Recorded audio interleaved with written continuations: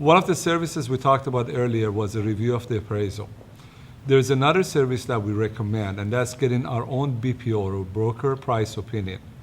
The reasons are many, and I'll ask Henry to explain why do we need this service.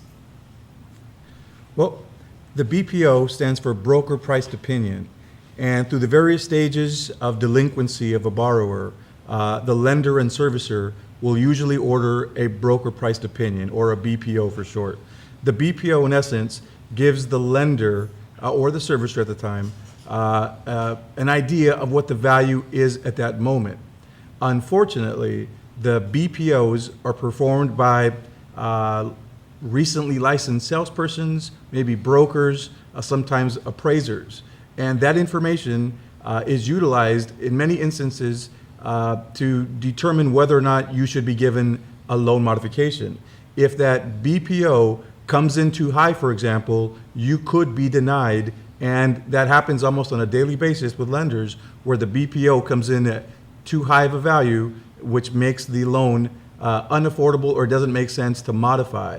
It's very important that we order our own BPO from a third party that are highly qualified or registered BPO agents within the servicers, because they all have a kind of a grading system for BPO agents, and that BPO then can be utilized to offer a rebuttal from what was previously performed by the bank. So the bank performs their own BPO, you should as well, because if theirs came in high and yours is more realistic, that could mean the difference of approval or a declination. Just as we talked about earlier, that the bank used appraisal against you, now they're using BPOs against us. And I think it's extremely important to have our own BPO. We need to know what the real value is. As an example, we had a house where it was denied because the bank told us the value of the house was over $1.4 million. When we did our own BPO, we realized the house was worth less than $900,000. And once we let the bank know that we have this, that we have the right dollar amount, we were able to go back and renegotiate and be able to get a modification that our client could afford and could keep the house. The best way to learn the value of your home is by getting it appraised. But how do you know the appraiser is looking out for your best interests?